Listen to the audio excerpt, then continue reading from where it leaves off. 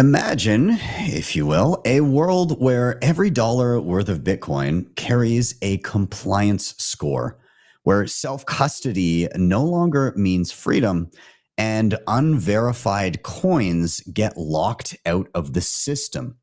That's the future the Bank of International Settlements is pushing. Today, we're breaking down their new paper, exactly what they want to do to you, and how you can fight back as a sovereign individual. Stay tuned. You don't want to miss this one. I'm Ben with the BTC Sessions, and this is your weekly session.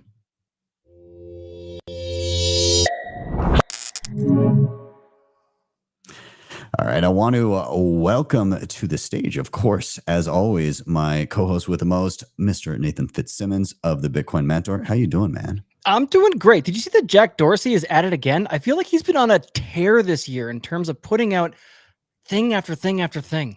He's big on the freedom tech, and I'm wondering if he's compensating for some past moves. I think so. I think he might be overcompensating just a little bit. Yeah. Well, we'll get into that, and maybe how some of those things can help in the grand scheme of the current story that we're going to talk about right now.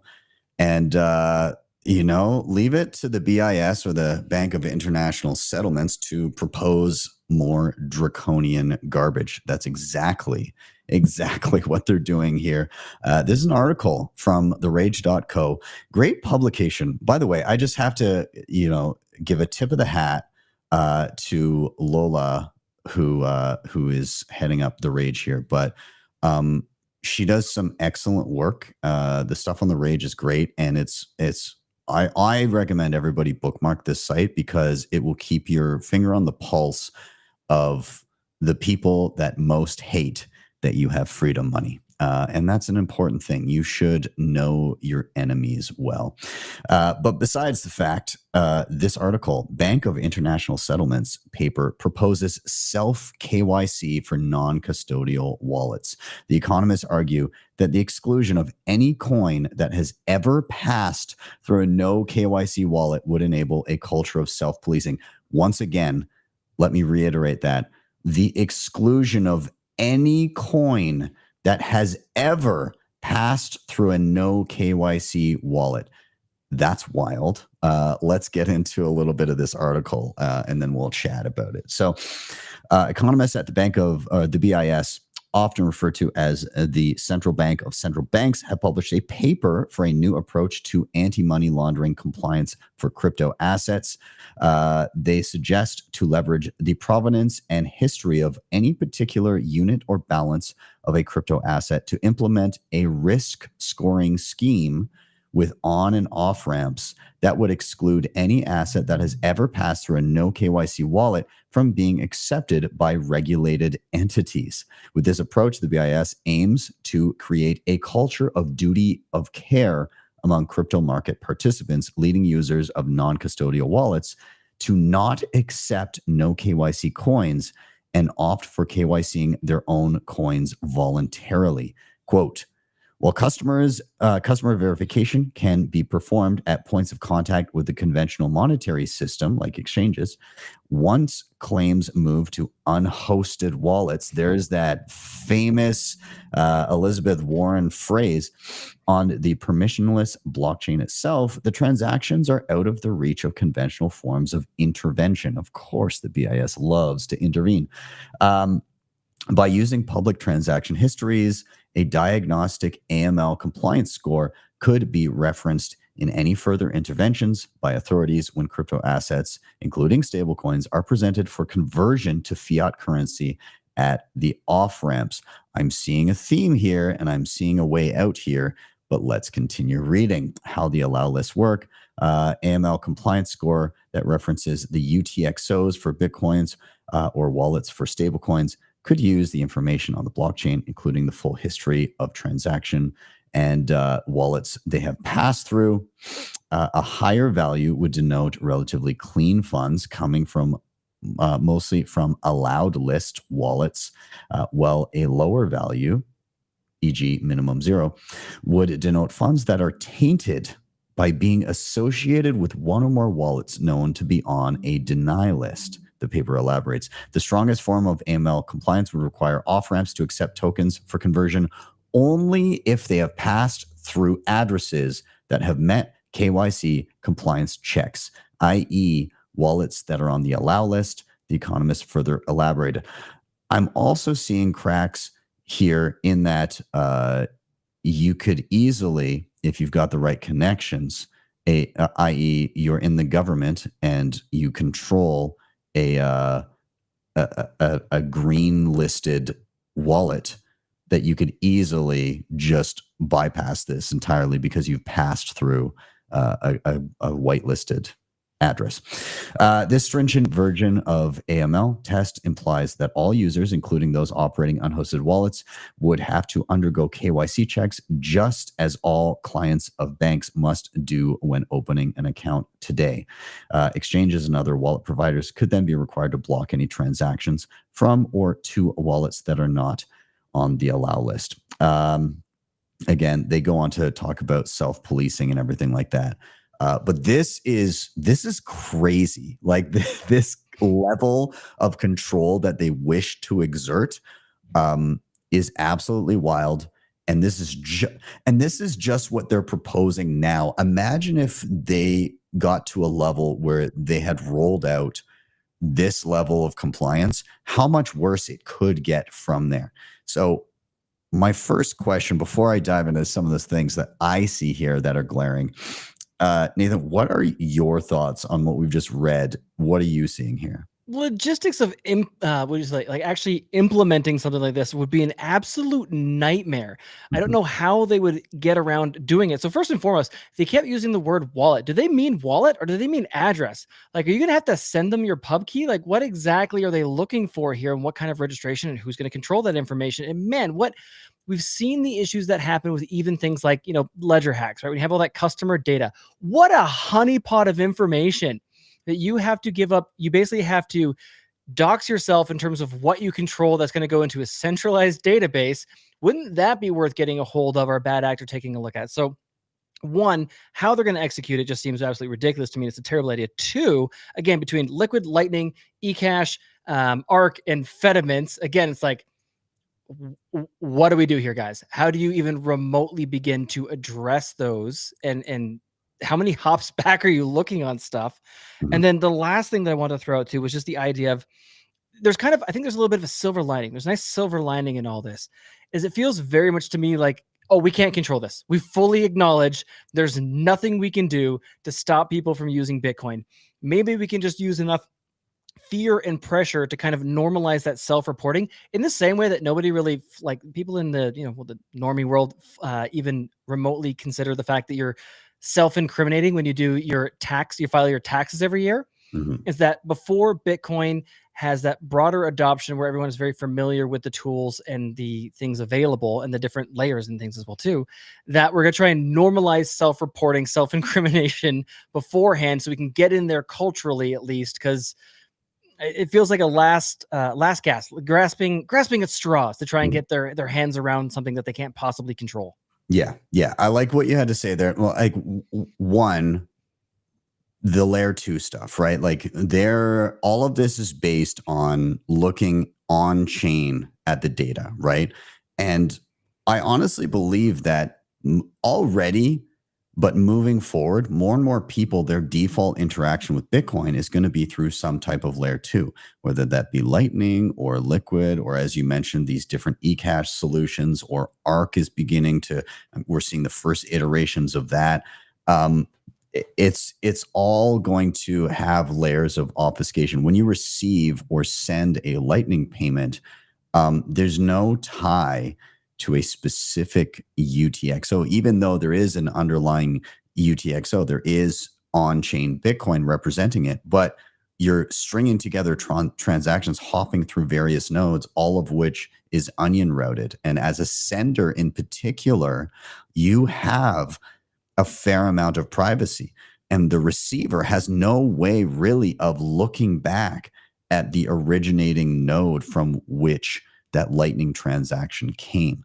So that is going to be a tall order, let alone the fact that they talk about blocking transactions, but Bitcoin is a push payment network. You cannot block. And we've seen examples of this where they'll have some sort of like a government wallet, or they'll say, oh, anything from this address or whatever is sanctioned. You're not allowed to, you can't send it to such and such. And what happens, they get like little bits of dust thrown at their wallet, small amounts of Bitcoin that are sanctioned in like official, even like, I think one of the ETFs, they were like, here's our on-chain wallets. What did people do? They sent like random bits of like coin joined stuff, like things that are not going to look great in their wallet. And, you can't stop that. They can freeze those UTXOs, aka just like not use them, but they're still in the wallet address that is public. So between the layer 2 stuff and that, I think those are some of the major issues. Furthermore, like what I'm seeing here is they are banking on the fact that people are entering and exiting the currency, right? They refer constantly to on and off ramps.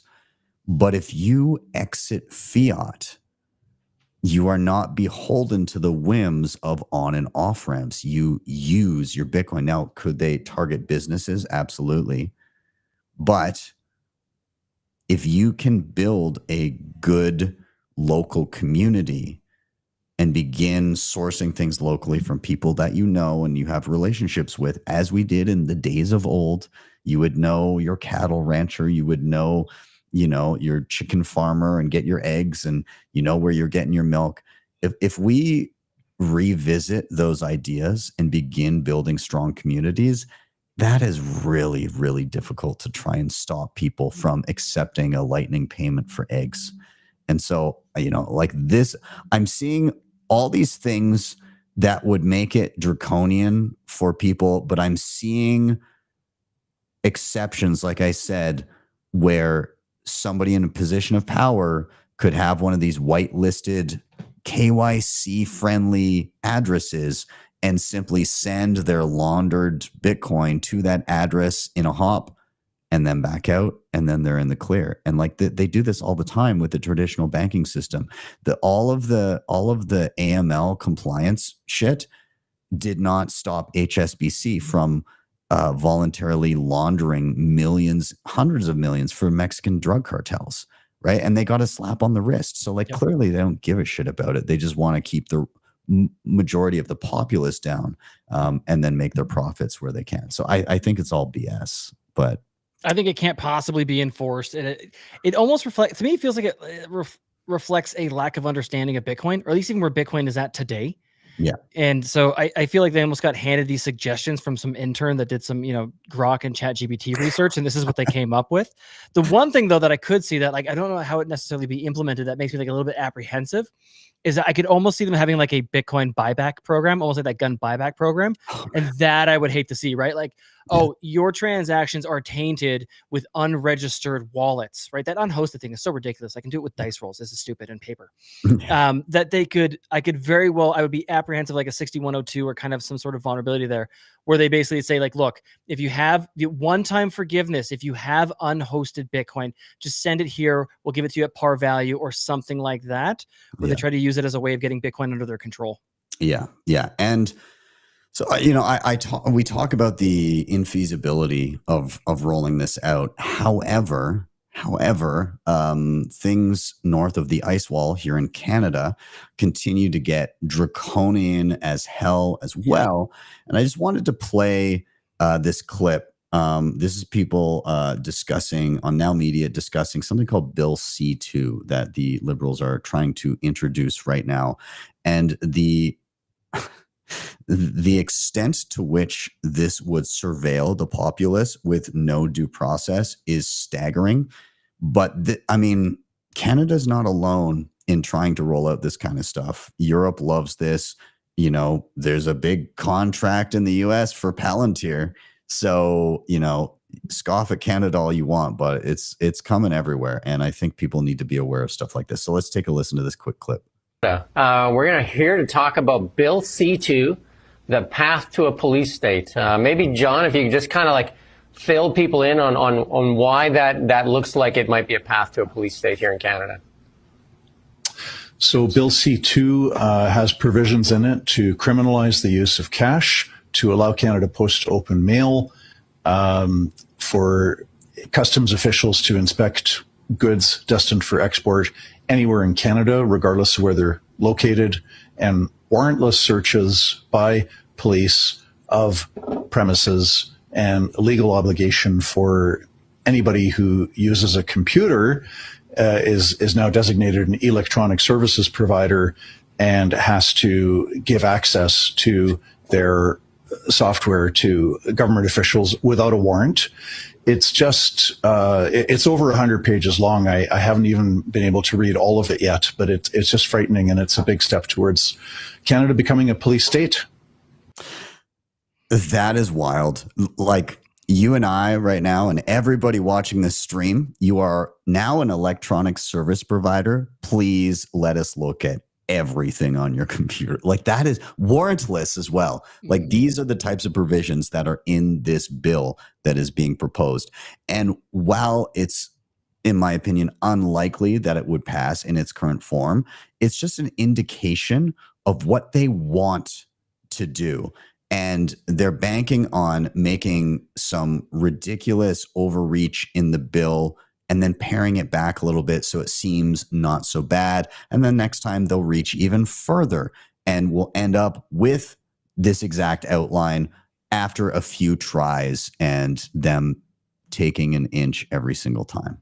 No, 100%. It's your government hates you. Like, there's so much going on right now. There's so much wrong with Canada, and this is where you're putting your attention in stripping people of the last little bits of privacy that they may or may not have. Like, it's gotten, there's no mask anymore. It's completely fallen off. If you think that this is okay, the part about this that I find most saddening, I'm glad these guys are talking about it, and I'm glad that we're talking about it as well too, is how many people will absolutely just go along with that, thinking the classic, I have nothing to hide. Not only is it a waste of resources and attention and stripping away rights from people, it's that this has become unfortunately normalized. And I hate to say it, but I think things, again, are going to have to get worse before they get better. And I'm not surprised that we're seeing legislation like this. Yeah, 100%. And I mean, again, this is not the only thing. I want to peek back to the US here. This is another article from The Rage. But this is just as of today. Treasury is seeking comments on digital identification verification for DeFi. And again, we're not fans of anything Ethereum or Solana or anything on here. But again, they basically are saying they want contracts that won't execute unless you're KYC'd. Yeah. And the only way, side note, the only way that this would be possible is if the D in DeFi was in fact a C. A centralized finance. Like, if there's somebody to go after to say that this is how it's going to work, it is centralized. So if you can force that, it's not truly decentralized. Nonetheless, this is the type of things that they're seeking to do. And we also did see some interesting movement just last week. We had this scare with the Google Play Store. That their terms of service seemed to be banning wallets that didn't have banking licenses, like registering with FinCEN and all of that. And actually, in some countries, they did start enforcing those and taking wallets down. Now, because of this article, it raised such a stink, and people got so mad and riled up online that Google actually responded and said, oh, actually, we didn't mean for this to apply to self-sovereign, self-custody wallets. We've adjusted our terms of service and our rules to reflect that. And so that did end up changing. But I have this feeling that they were trying to just see what the response would be and kind of slip it in there. I feel like while it may not have been Google specifically that really wanted this, I feel like there was some pressure to try and do something along those lines. Anyways, for the time being, that is not the case. And I will say that not everybody in a position of power is super keen on the direction we're headed. And I will say that for an SEC commissioner, Hester Pierce is pretty based. Her quote here, and she's arguing, she goes deeper into it, but she says, we should take concrete steps to protect people's ability not only to communicate privately, but to transfer value privately. And I mean, again, for an SEC commissioner to be on the side of personal privacy is pretty wild to see. And we need more people to step up and have that conversation. It's just, I feel the Overton window is so far shifted towards give up all of your personal information always. And if you don't, what do you have to hide? And this is normal. Why are you whining? It's a dangerous place to be in. So I don't know. How do you think we can dig ourselves out of this, Nathan? Well, us, yes. Most people not listening to this podcast, no, maybe not so much. I feel like by the time most people this kind of thing comes on their radar, it's going to be way too late. And it's funny, what I was thinking about that when we were going through it too is I almost feel like there's an admission in there as well of how critical, because you probably make the argument they're going for criminals and things like that. That's what they're trying to attack. That's what they're trying to go after. But I wonder how much of this relates back to even like the attacks on cash is they cannot risk losing the ability to tax. Mhm. That if you're in a world where they can't actually tax you, how quickly does that fall apart? How quickly do they start losing that tax revenue? How quickly do they lose control over the monetary system as a whole? And I think that's one of the big elements. Like, don't screw with the IRS. That's one of the people you don't want to, mess up against. And it feels to me very much so they're starting to get it. They're starting to see what's happening here. They're aware that they're losing control, and they're going to overreact and probably try to correct in a lot of places. Yeah. It's, and again, you're right. It's not just the ability to easily tax, but it's paired with the ability of an individual to opt out of the currency entirely. Yep. And what's the biggest tax of all? The insidious secret tax. It's inflation. It's their ability to debase the monetary system and siphon value from the entire populace with the flick of a switch. And they employ it liberally. Yeah. And so that ability is going away, especially if people have a way to opt out of the currency entirely in a self-sovereign way. And we're going to chat about, it's all doom and gloom, this first section here, but as we get towards the final section of the show, we're going to be going through a number of tools that I really think people need to be on top of, you need to be aware of, and you need to start learning how these things work so that you can remain a sovereign individual, so that you can continue using Bitcoin as your refuge, even in a world where, Bitcoin wallets are banned from the app stores and people are trying to get you to register and upload ID, and, they're screwing with on and off ramps.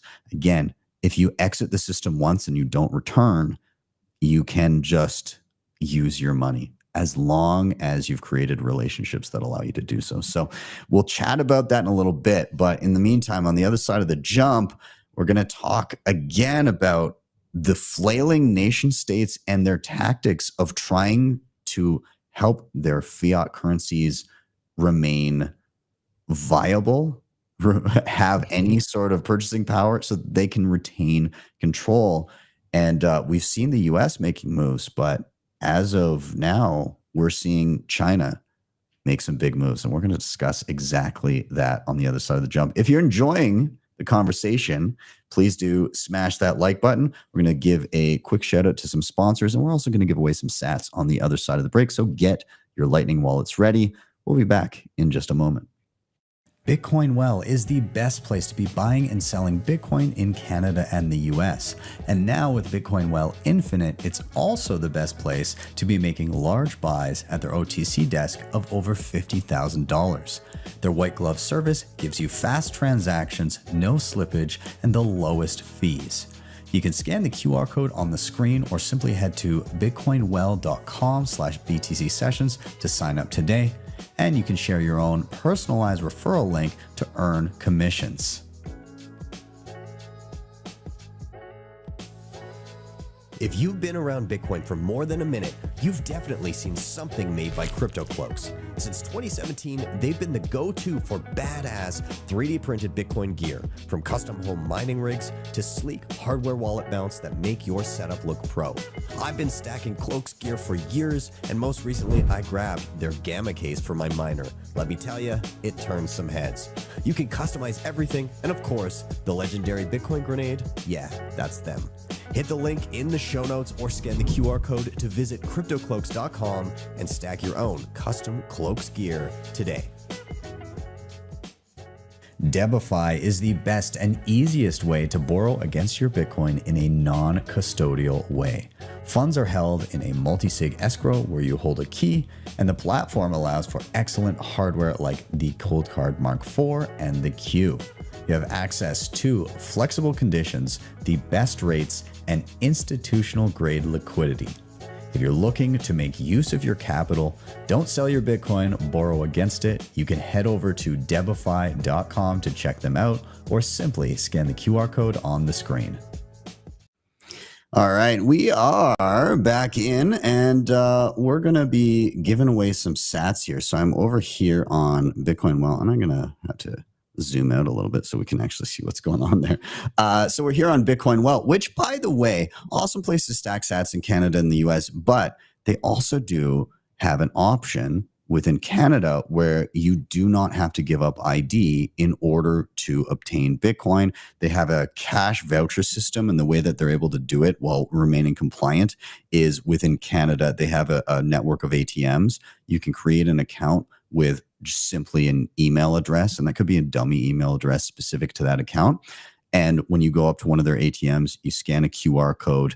It identifies this is a singular customer, and then you're allowed to buy with cash below the threshold that would trigger AML, KYC, and all those things. So it's super useful. I did a video on it, so if you want to check it out. But for this, for the SAT giveaway, all you need is a Lightning wallet right now. The way it works is when you sign up, when you buy Bitcoin, when you refer friends, you're in points, and you can use those points to either buy yourself some swag or toss coins in the wishing well and have a chance to win up to 1 million sats every single time. So we're going to do just that right now. I'm going to toss a coin in the well, and whoever scans the QR code on the screen first with their Lightning wallet will steal the sats from everyone else. So 518 sats there. Whoever does snag it, let us know in the comments. We always love to hear it. But let's move on a little bit. Let's chat about the flailing nation states trying to kick that can down the road one more time. And China is in the running. China considering yuan-backed stablecoins. Eyes roll out in Hong Kong and Shanghai for cross-border use. This is from Reuters. And we've seen movement on this in the US. And the interesting thing with the US, before we, I guess, dive a little bit deeper into what China might be thinking here, is there's the Genius Act. And the Genius Act is basically regulation to help bolster stablecoins and have basically regulated, approved entities that can issue stablecoins. And really the play here that I see is the US. They currently see exactly what's happening. They see the BRICS countries, saying, hey, geez, we want to use something other than the dollar. And the petrodollar has been what's allowed America to flourish with their exorbitant privilege of being able to create money out of nothing for as long as it has, right? When you've got a world reserve currency, you export your inflation largely to other nations. You get to be the people that buy the resources first with the freshly printed dollars. Now, if that's going away, if the petrodollar is, if we're starting to put nails in the coffin of the idea of the petrodollar and people are trading oil in something other than dollars, the demand in that segment of the market begins to dissipate, and they need to keep that demand up. And so when you have entities that are issuing dollar tokens, dollar-backed tokens that are accessible in any corner of the globe as long as somebody has a smartphone, that's compelling for a lot of people in places where the currencies where they live are not strong. what happened in Venezuela? People were using dollars. They weren't using bolivars. They knew it was toilet paper. And so they flocked to the best currency they had access to, which indeed is the US dollar. Don't get too excited, US, because it's kind of like being, in first place at the Special Olympics. Like, but nonetheless, the Special Olympics are awesome. I'm just saying, like, don't celebrate too much, US. Nonetheless, the dollar is kind of like the best of the worst when it comes to what fiat currencies are. And so people in nations where they experience rampant inflation beyond that of what the US experiences are going to flock to the best fiat currency they have access to. And now all of a sudden the whole world will have ready access to stable coins and be able to transact. And not only that, but the US would encourage it. And that can drum up some demand there. Furthermore, the stablecoin issuers, what do they typically do? Well, they take in people's dollars and then they issue dollar-backed tokens, which can be transacted with quicker. It still comes with all the counterparty risk and all of the censorship ability that you would normally get, especially with the rules they want to roll out. But you now have an entity that has a whole bunch of US dollars in a bank account. What do they do with that? Well, they do the simplest thing is they buy US treasuries with other people's money. It still has a stable dollar value. Plus, now they're earning interest. So they're getting a free yield off other people's dollars.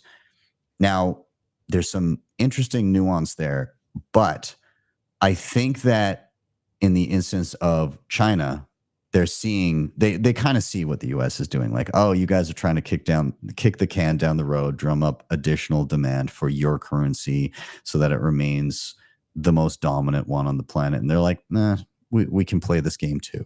And I think, the BRICS countries, they're not a fan of the US dollar. They would prefer something else. And they're going to try their hand at, yuan-backed stablecoins. And I don't know how well that's going to work, but they see what's up. And in and around the realm of stablecoins, Nathan, do you remember the guy that was head of digital assets at the White House? What was his name again? Oh, Mr. Bo Hines, I believe it was. Yes. Why? Is there any updates regarding him? Well, you know that he left his position, right? He stepped down. Yeah.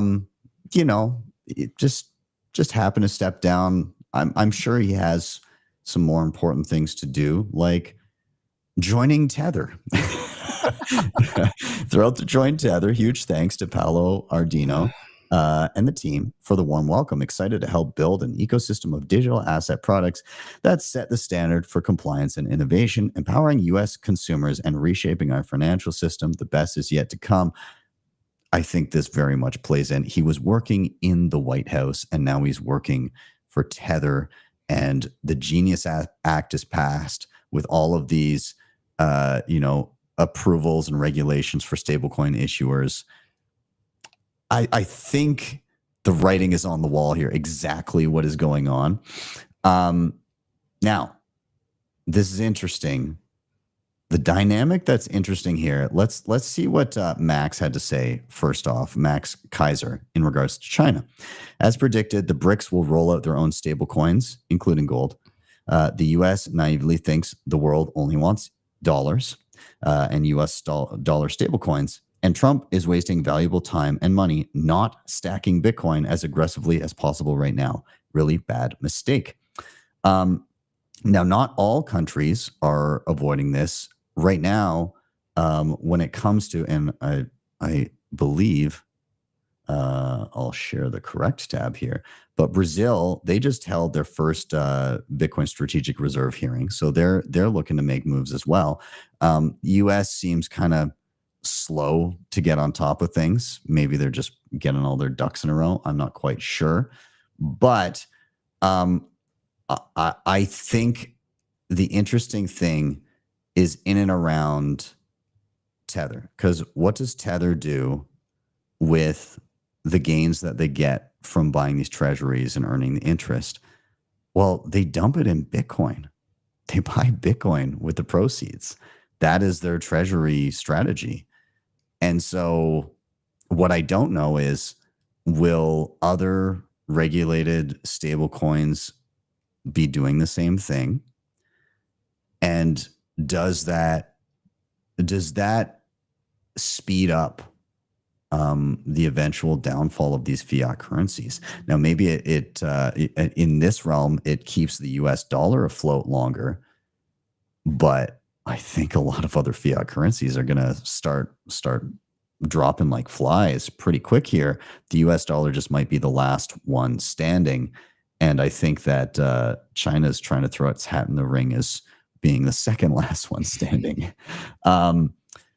You know, and the only other thing that I would say is it's pretty clear with what's been happening with gold that even the countries that issue the fiat currencies are not having much confidence in their own currencies because their gold treasuries continue to grow. Their gold reserves continue to grow. We've seen the movements with gold, and it actually tends to be a leading indicator when it comes to Bitcoin. And if history is any indication, Bitcoin may be about to follow suit yet again, as it has previously this year and previously in prior years. So enough of my rambling here, Nathan. I mean, what are your thoughts in and around what we're looking at here in terms of stablecoins? Man, there's so much going on there. First and foremost, I want to point out, I'm pretty sure there's a word for something when it's like privately owned, but then controlled by the government. So that kind of relationship with Tether there, I think is very interesting. You can look that one up. Could be fun.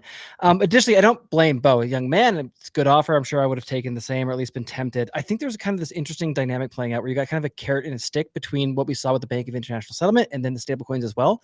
Because in it, like, again, these all came after Bitcoin. So there's an acknowledgement that, like, in some ways, like, these things are better. People want these sort of things. And so they're trying to be like, hey, you can have our USD stablecoin. It's the same. It's so great. Come and check it out. And it's an acknowledgement that, like, Bitcoin was an improvement, even from a user standpoint there as well, too. So you got the kind of like, we're going to get everybody to comply. We can kind of scare them over there. And then hopefully we can offer them this and make it so easy for cross-border payments that you'll actually want to come in and get a benefit from it. But I can't help but think that you're going to have that increased education that comes along with this, in the sense that, I don't know, maybe I'm too optimistic. I'm just too optimistic. But once you're in this realm, how long does it take you to realize that you don't want something that's backed by something, whether it's gold or a different currency, that you want the thing that does the backing? And so I still look at this as an accelerant for Bitcoin adoption. I still think it is largely a last gasp of trying to, like, it's Blockbuster throwing up some, treats and candy at the exit to try and save their business model that was just completely destroyed by the new entrant. So I think, it might still take longer than I want it to, but they're not necessarily long for the world, particularly again with that cross-border payment. Because you got to wonder how is China going to respond to their citizens if they start holding USD? Yeah. Right? If the government's even just taking Bitcoin outside of it for a second, when you have easy cross-border movement of different stable coins, when they lose that capital control, even against competing fiat currencies, man, that could get ugly and things could move very quickly. Yeah. Well, yeah, exactly. Like, at the end of the day, I believe that other fiat currencies are going to begin to fail in an expedient manner. And you're going to end up with a few final of the strongest fiat currencies. And when one of those major ones sees the writing on the wall and they are not going to be the victor, what is their next path? They know that their exorbitant privilege of being able to print money is gone, but they see somebody else who still has it left. What do? And in my opinion, that's the linchpin where it's like, all right, we're going to adopt Bitcoin. And funny enough, I get this vibe that the US is being friendly to Bitcoin right now, but when it comes down to it, it's going to end up being the final boss. It's going to be the US dollar versus Bitcoin. And that's going to be a sight to behold. I will push back. I have a little more optimism lately. Well, I do think that will be the case in many places around the world. I feel like, let's look at like Nancy Pelosi's portfolio, right? These people are just very well. It does very well. These people are unbelievably greedy, and the US is being favorable for now. And so it was from a conversation I had this week on the podcast that came out that I think the US politicians are going to position themselves to benefit so much from Bitcoin, especially before any sort of announcements or major moves, that they won't shoot themselves in the foot. That they will, that they actually, it may not, there's hope, guys. It may not be as combative as we think it will be because they have their own incentives and they just might try and stack sats before everybody else. Yeah.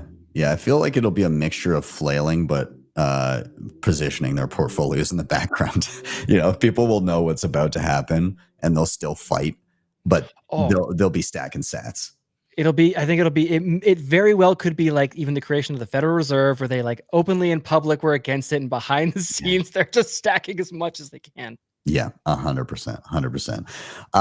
Now, on the other side of the jump, earlier in the show, we were talking about some of the cool freedom tech that has been built, and that Jack Dorsey has been doing a lot of interesting things. He's just been dropping new product and service and app and device at one after the other this year. It's been incredible, and I loved him on Game of Thrones. Yeah. And the interesting thing is that he hasn't stopped. There's yet another announcement here of something that he dropped. So we're on the other side of the jump. We're going to discuss what Jack Dorsey has been up to as of late and get a little recap of all of the things that he's pumped out. Again, I do wonder if he feels a little bit bad about all of the censorship and spying when it comes to Twitter, and maybe he's hard correcting for that. But also, furthermore, to the first topic, how do you escape this panopticon? What tools do you need at your disposal? How do you get around this kind of stuff? We're going to discuss all of that on the other side of the jump. So if you're enjoying the conversation, please do hit that like button, and we're going to give a quick sponsor shout out. We'll be back in just a moment. Looking for a simple and secure way to manage your Bitcoin on mobile? AQUA Wallet has you covered. It's user-friendly and puts you in full control of your Bitcoin with secure self-custody. AQUA also supports Lightning and Liquid Network, making fast, cheap Bitcoin payments and asset transfers easier than ever. Plus, it even supports stablecoins, giving you ultimate flexibility. Built on open source code, AQUA is transparent, trustworthy, and perfect for beginner and pros alike. Ready to upgrade your Bitcoin experience? Click the link in the show notes or scan the QR code on the screen now to download AQUA Wallet today. Securing your Bitcoin doesn't have to be complicated or invasive. With NUNCHUK's HONEYBADGER plan, you get state-of-the-art multisig with built-in inheritance planning and no KYC required. NUNCHUK is trusted by users to secure billions of dollars in Bitcoin. The HONEYBADGER plan offers 204 assisted multisig, guiding you step-by-step on mobile or desktop. It works seamlessly with hardware wallets like TapSigner, ColdCard, Jade, and plenty of others, so you're always in control. Plus, with non-KYC inheritance planning, you can ensure your Bitcoin goes to your loved ones. No private info needed. Take control of your Bitcoin today. Click the link in the show notes or scan the QR code on the screen to check out the HONEYBADGER plan. CoinKite has been in the game for years, creating hands down the best and most secure hardware when it comes to securing your Bitcoin. The ColdCard Q is an absolute powerhouse and my daily driver, and it's ideal for newcomers and advanced users alike. The TapSigner gives you a low-cost, user-friendly option for those just getting started or for convenience when traveling.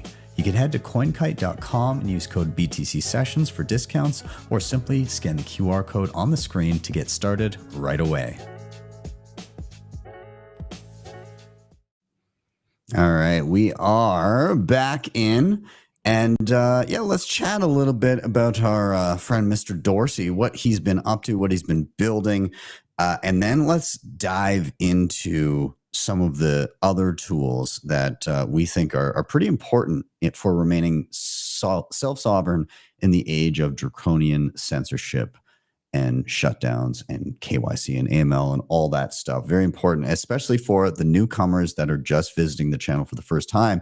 You may be like, man, this is a lot. I don't know how to handle this. Don't worry, we got you covered.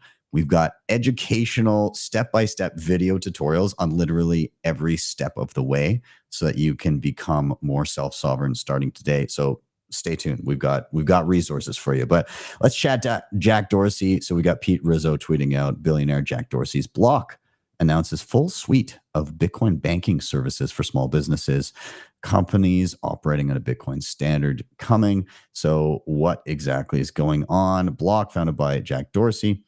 They're a financial technology company. And so they formerly are called Square.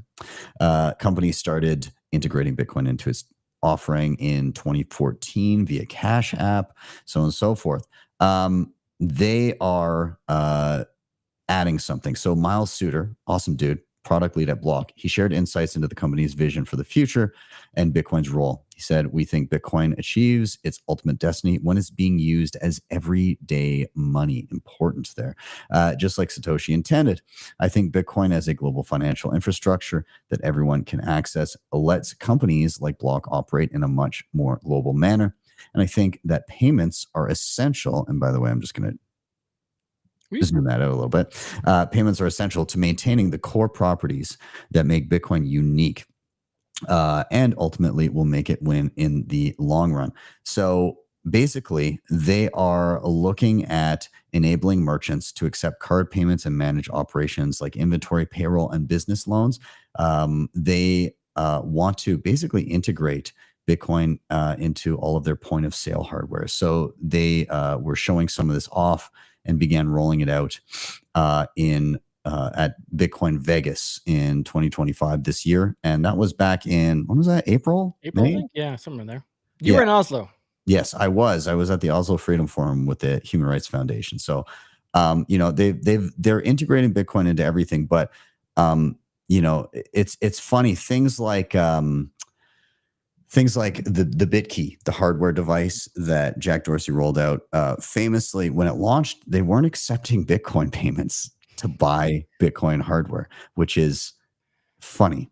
That's been rectified. I saw a tweet the other day. Somebody was bitching about that, rightfully so. And Jack Dorsey replied, "We fixed that.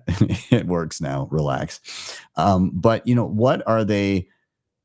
What else have they been doing? As I said, Bitcoin payments on Square.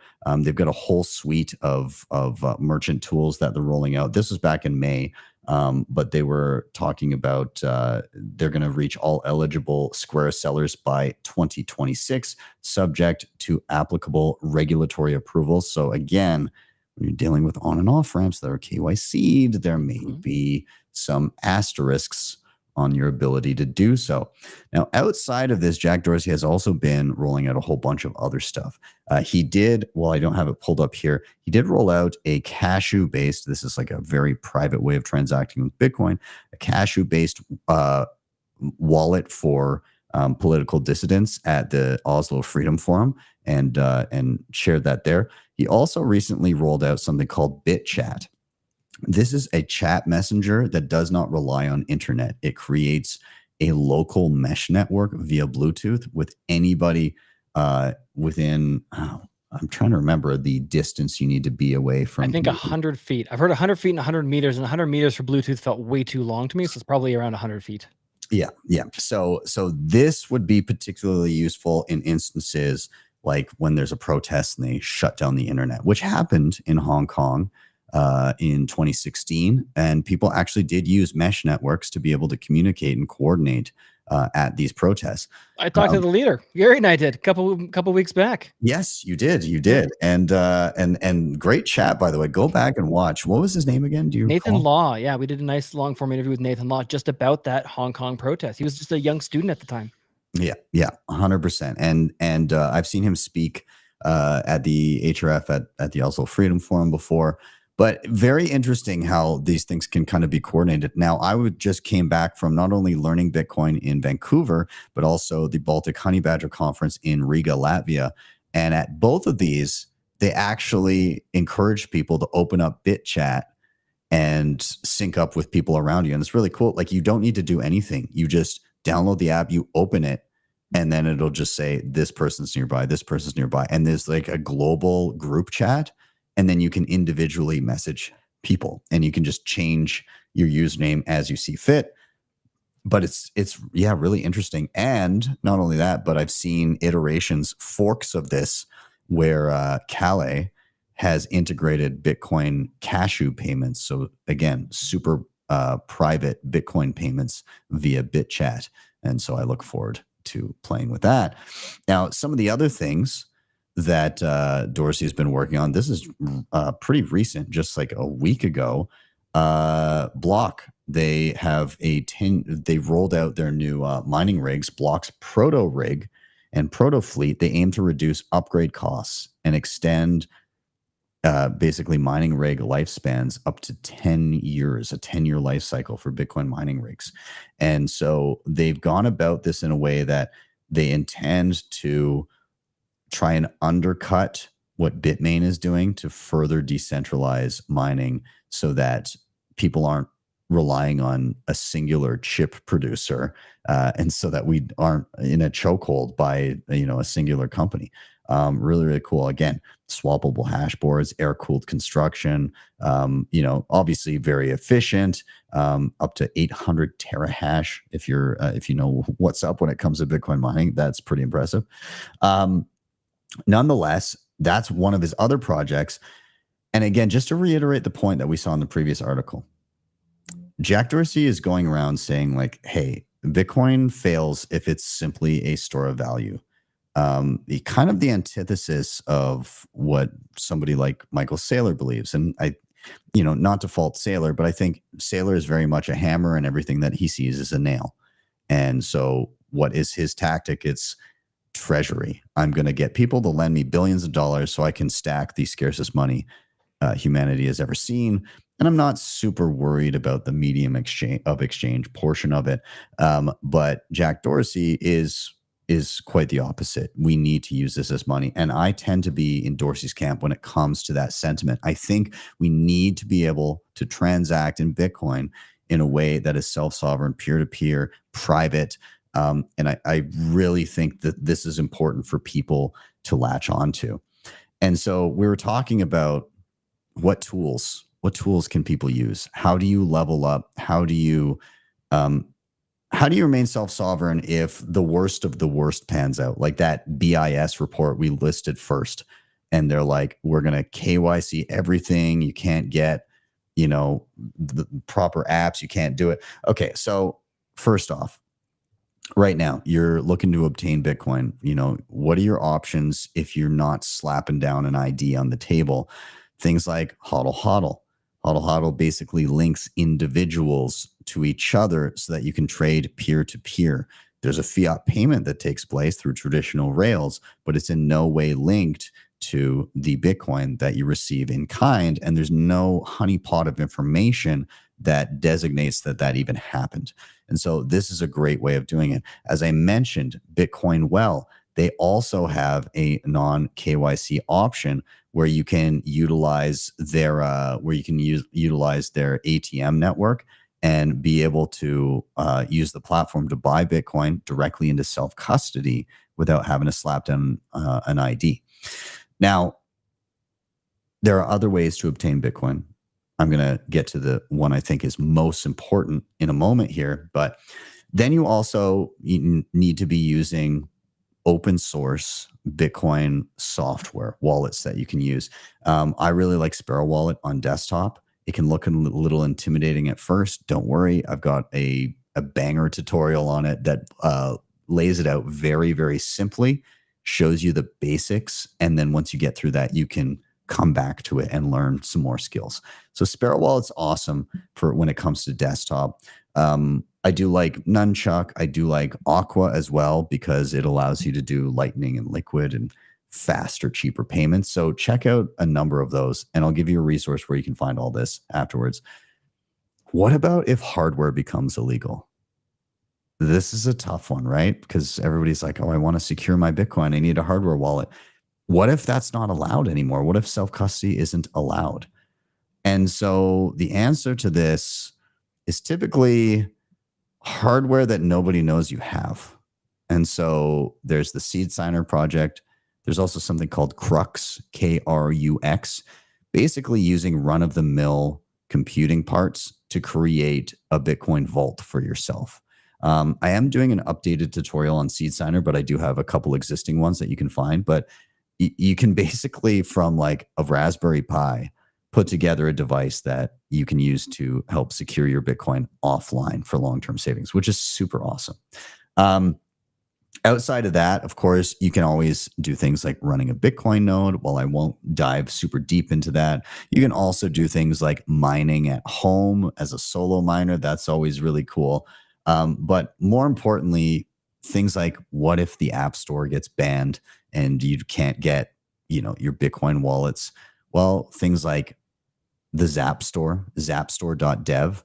It's a Nostr-based app store where you can download apps for Android phones without any KYC required, without any requirements, without any censorship, which is super awesome.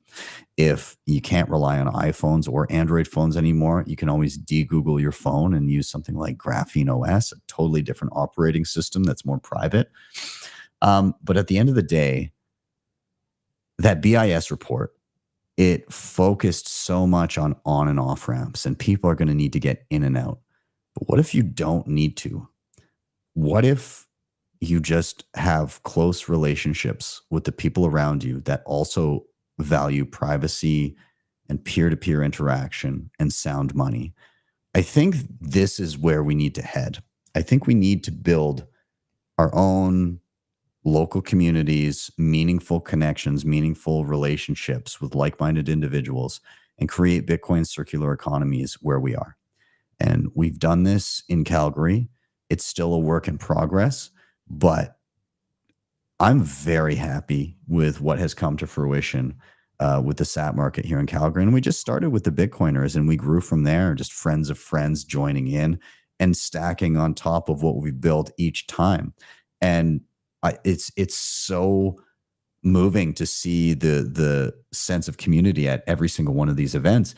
And this is being replicated in other places. I said I just came back from learning Bitcoin in Vancouver, and I heard about another really cool local circular economy that is happening now in Comox Valley. And you may not be familiar with this, but this is out on Vancouver Island. It's in a small town, and they've already got like 30-something merchants that they've onboarded in a very tiny area. And it's incredibly impressive, the boots on the ground, grassroots kind of ethos that they put forth here. And they've done a really good job. And, they're building the future that I would really love to see. So hats off to Comox Valley and anybody else that is bootstrapping projects like this, because I think this is how we win. This is truly how we win. And so what resource can you use to find everything that you need when it comes to tools? I think the best place to start is we've got a Bitcoin Zero to Hero page. It's our Learn page, and I'll bring up the QR code here for it. But you can go to the easiest way to get there is either btcsessions.ca/learn, or just go to usingbitcoin.io. It'll redirect there. But more or less, we've got a single video for every major skill that you might want: a wallet on your phone, hardware, obtaining Bitcoin, additional privacy, mining at home, running a node, diving into Lightning, multisig, inheritance, all these different things. We've got one video on each one of those topics. And if the videos that we've pre-selected there aren't to your taste, just scroll down, because there's full playlists on all of these different topics, and you can check out the playlist and find one that appeals to you. There's a whole bunch. And beyond that, if you need additional help, then just scroll to the bottom. You'll see myself, Nathan, and Gary, and you can reach out to Bitcoin Mentor for kind of that premium one-on-one education should you need it. But please, please, please start learning the tools. It is so important. When we outline stories like what we saw first, when we outline stories like this, it indicates that you need the tools. you need to be aware of the tools that are at your fingertips right now, and you need to start learning and stacking those skills. So, Nathan, I'm going to stop rambling here, but I would love to hear your thoughts. Man, there's so much to cover there. Well, first and foremost, regarding Sailor being a hammer, I get it, right? Because if I was a billionaire, maybe I'd want to nail everything too. But going back, the idea with Jack Dorsey and medium of exchange, I kind of completely agree. And let me see if I can kind of draw the analogy here. I think if Bitcoin isn't used as a medium of exchange, ultimately, it's, for one, its end goal, its main purpose, it has lost, right? It has ultimately lost out there. But I think in terms of educating people and bringing them on board, I'll give you a silly analogy, right? It's like if I'm trying to train you how to work on a car engine, I can lecture you in the room for as long as I want. At some point in time, we're gonna have to grab the tools and get under the hood for you to actually understand it.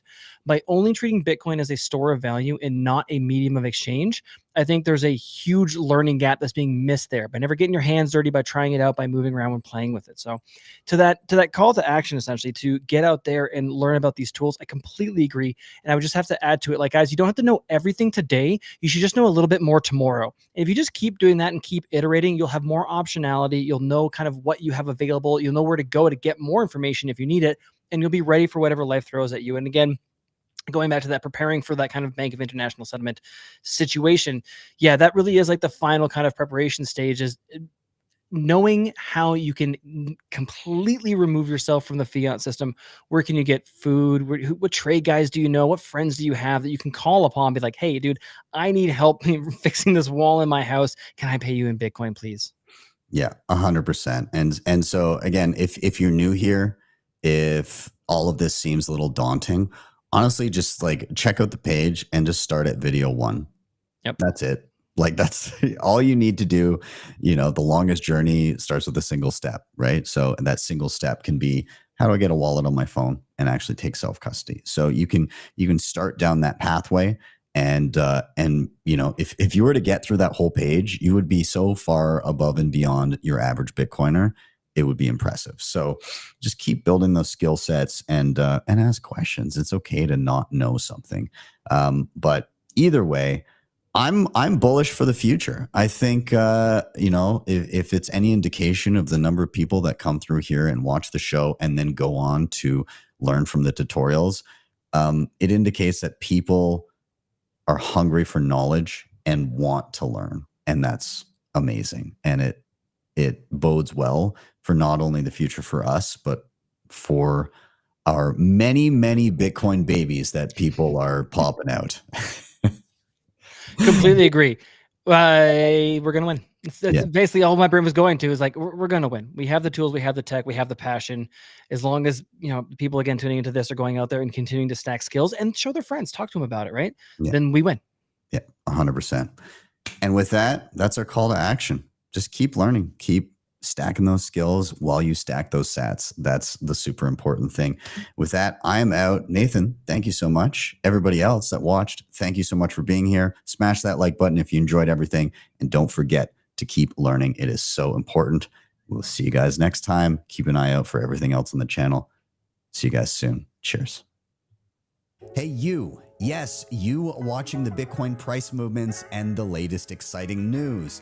It's awesome to stay informed, but the real power of Bitcoin comes from taking control. Don't just watch, take action. Head over to btcsessions.ca/learn for free step-by-step tutorials that guide you through every major skill you need to know, plus full video playlists for deeper dives on any topic you like. And if you're ready for the ultimate fast track, scroll to the bottom and check out bitcoinmentor.io for premium one-on-one experience with my team of Bitcoin experts to ensure you get it right the first time. Don't wait. Secure your Bitcoin future today. Hit the link in the show notes or scan the QR code on the screen.